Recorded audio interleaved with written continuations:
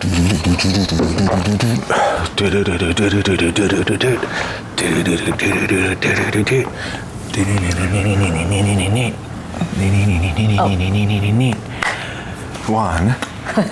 two, three. Good morning, Bubus.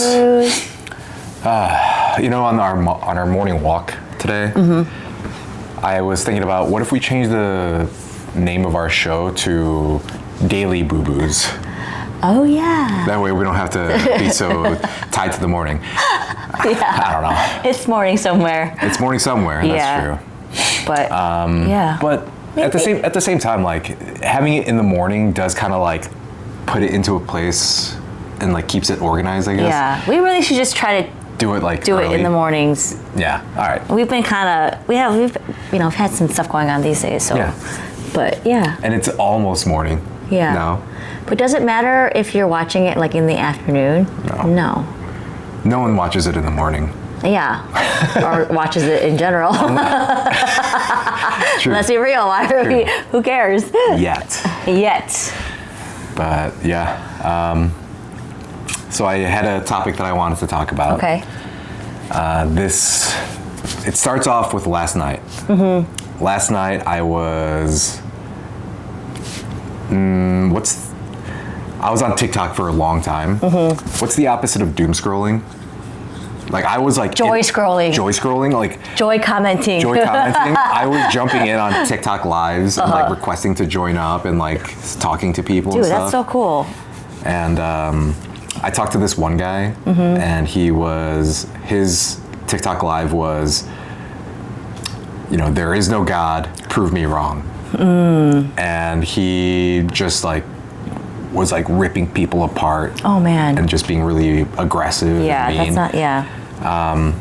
But like so there was interactions like that, and then there was an interaction that I had with another creator on TikTok, and she is, I forget her name, I'll look it up and I'll put her profile on the video, but her whole thing was her and her friends, they've made it their business to try and coach people on how to make money for being alive.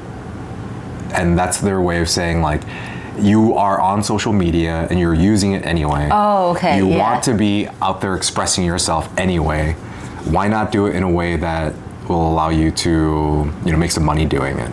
Okay. I know. I've been seeing a lot of that too. Yeah, which I think is pretty much aligned with how ideally, like the way that I'd like to think about how it is that I'm living. Like, I'm not saying that I don't want to work or that I don't want to serve other people or help them. Because, I mean, honestly, like if I was going to work a job where I was making money, like I'd want to be doing that, right? But instead of looking at it as a job where the purpose of it is for me to make money, like just to be able to be living my life, doing the things that I do, connecting with people, helping them in whatever ways that they may need, and then getting paid as a result. Like ideally, that's what I would want. And the way that she was talking about it sounded interesting, so I reached out and I think we're going to be communicating there. Cool. So yeah, I was like in a mode last night. Went to bed pretty late and had an intense dream this morning. Woke up drenched in sweat. And for me, that's kind of new because I think it's happening because I haven't gardened in a few days. So you're having dreams. So I'm having dreams again, and it was wild. There was a lot of stuff in the dream, but the last scene, like the part that I'll tell you guys about, was Seer and I were in a plane. First, I think it was a bus, and then it transformed into a plane. Yeah. And then it's a magic school bus. Yeah, and then we were like riding, and I looked into the aisle and I could see through the front windshield like a bus, Oh, okay. Yeah, right? Which you wouldn't be able to. Yeah, not on a real plane. So and I was like, what the? And I peek out and I see these like giant mountains, snow-capped mountains with a lake. So like a mountain lake. And we're like we were flying above it at first, but then we started slowly descending and it looked like we were gonna crash without a doubt.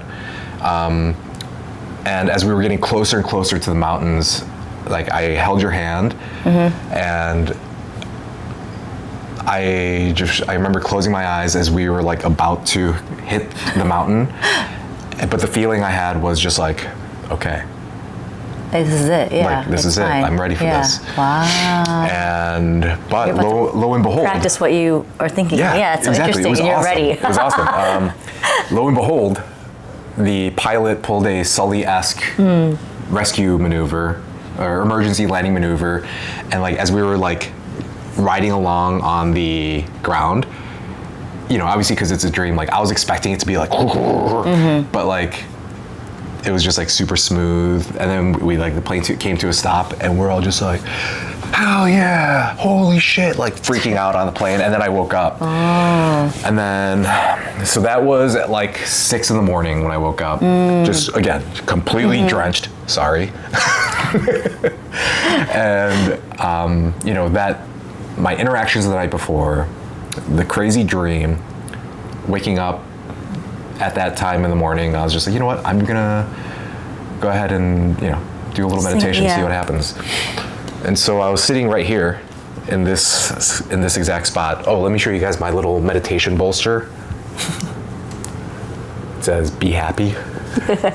That's awesome. Yeah.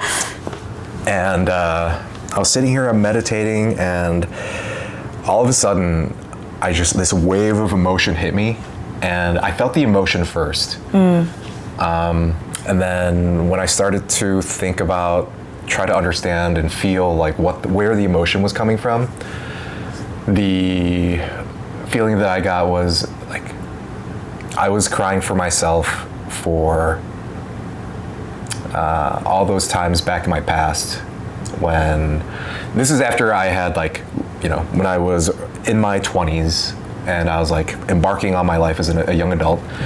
I was a militant atheist. I had read all of, what was that one? Richard Dawkins, I think his name was. He was like a famous like English, famous atheist, and he would go on and debate. In fact, he reminded me a lot of what the TikTok guy that I was like arguing with, it reminded me a lot of him. And maybe that's what triggered it in me, because I used to be that way where I'm like, what do you mean? Like, of course, like science can figure everything out. Like, just because we don't know how something happens doesn't mean that God did it. You know, it just means that we haven't come to understand how that works yet. And at that point in time, you know, when I was saying those types of things, that was it. I was completely convinced that, you know, there was no God. Everything just exists, and we make everything of it. We make what we can of this life, just by like, I guess, sheer brute force and will. And there is some truth to that, but the thing I was crying about that like really affected me was, you know, that's no way to live. You know, a purposeless life. Like, life is meaningless except for like the random heights of achieving something new or doing something like material. And you know, everything goes hand in hand, at least the way that I see it, where, you know, so I went through my early adulthood being very atheist and not believing in anything and just trying to do what I could with my life without any reason, but just like chasing money and trying to live comfortably, right? But that ain't it, boss. The emptiness and how lost you can feel when you think about life that way is something that I guess I hadn't thought about a lot before until I had that experience this morning where I just broke down crying. And I was like, yeah, like it's a scary, very vulnerable feeling. And that, coupled with what it is that we're doing here and like the fact that we've been on a roll making content, things like that, it just really helped me solidify, I feel, what it is that I feel like my mission is and what it is that I want to do with my time. And, you know, this is the reason why I crashed out of corporate life. You know, not because corporate life was too tricky and I couldn't deal with the politics. Right. I had no reason to deal with the politics because there was nothing behind it for me. Like, it wasn't meaningful to me. Right. And I think what I'm saying now, like I'm able to definitively say today, is my mission in life is to help people that feel lost and feel like there is no meaning or reason for all this to exist, and to help guide them to shifting their perspective. And this shift in perspective, I feel like, is where it's truly like where the magic happens. Because number one, I'm not approaching anyone with I know better than you about anything, because the fact of the matter is they're all living their lives. They're all experts in the things that they're experts in. It just so happens to be that I know that it's possible to be living and be smart and all the good things, but still feel empty inside because you haven't had that realization yet. The realization that there is nowhere to go. There is nothing to try and defend yourself from, like in the big picture. There's no getting lost in the universe. It may seem like a cold, lonely place, but the fact of the matter is no matter where you go, no matter where you are, no matter who you are, like you belong, you're here, you're part of all of this, you're part of everything, you are inextractable from any of this. And it feels like, I could disappear tomorrow and it wouldn't matter. But the fact of the matter is the world as it is today would not exist if you weren't around. We think of ourselves as so insignificant, but the fact of the matter is whether we know it or not, we help everything stay in balance, and like we feel like it's insignificant, but it's not. We don't exist in a vacuum. Like everything that happens is connected to everything else. And I don't know, I just want to help turn people onto that and get rid of some of this hopelessness and the hopelessness, and as well as lost, I feel like a lot of people feel the feeling lost, and or then having but and then here's the thing, I'm not another thing that I'm not is I am not the person who's going to tell you what your purpose is. Right. But I think but like you said, like not having a purpose, feeling hopeless, like it's all connected to the individual. Not being aligned with yourself. Not being aligned with everything. And that alignment can only happen once you are able to shift your perspective and be like, oh wait, it's not me against the world. Exactly. I am the world. Yep. And that coupled with some of the experience that we had this past weekend with the Hmong wedding and seeing the beauty of their culture and their community. It's not to say that that's not important. It is extremely important. But I think it's very easy to lose sight of the bigger picture when you have such a tight-knit community. And this isn't a dig at any tight-knit communities. Again, like we need those. But it's more about keeping in mind, even like as a community, as a group, that we are all part of other groups. Like it's not group against group. Right.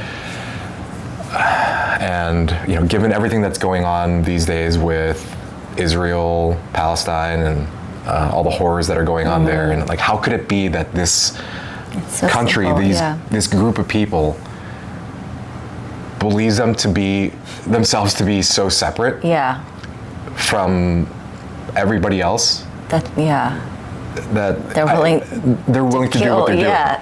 They're willing to genocide. To kill innocent people who are just trying to live. And and they're so angry. And there's a few different ways that I think about this in terms of like, what is there that I can do about what's going on? And I think that's a big question on everyone's mind. Yep. And so much of the effort and the argumentation that I see online is, why aren't our governments doing anything to go over there and stop them from doing this? And like, here's the thing, I'm not saying that shouldn't happen, okay? Like, it would be great if someone just went over there, kicked their ass, and told them, just gave them a slap across the face and told them to knock it off, and they were to able to stop it. Ideally, that could do the job, and they would stop killing people. But what my belief is any change that exists in the world has to happen within yourself first. And the way I intend on changing the world is by changing one individual at a time through my ability to interact with them. And it's not the fact that my ability to interact with anyone is special, and therefore will help them. It's my perspective that I feel like I can explain to them and see if it can help individuals feel more You're not here as well. to change people's minds or how they live necessarily. You're here to let people know, to open up their eyes to that the power lies within them. Yes. Not like you have to do A, B, and C if you want to be, so-and-so person. It's just, hey, let's look within ourselves. Let's harness our power. And then once we're able to harness our own individual power, we can come together as a collective. Exactly. And make the change. Yeah, because we shouldn't be relying on our governments to do everything for us. To do everything for us. And it's gotten to this point because the government is just so powerful. And I don't even know, do we even know what they're doing at half the time? Who knows? But it's messy. And clearly they're not going to do anything. I don't know. Who knows? But yeah, but I see people online, just everywhere, just protesting, free Palestine, and it's so simple. You see elderly Japanese people in the streets, holding signs, and then you see Israeli tourists berating them and being almost violent, and they're tourists in this, in these countries, and it's just. Yeah, all you can do is just take care of yourself, and then and then try to take care of others. But yeah, we do have, as a people, we do have a voice. We do have individual voices, but our voices are stronger as a collective. And I think out of everything, the thing that I get out of seeing all this go down and seeing these people online, it's just that we have the power.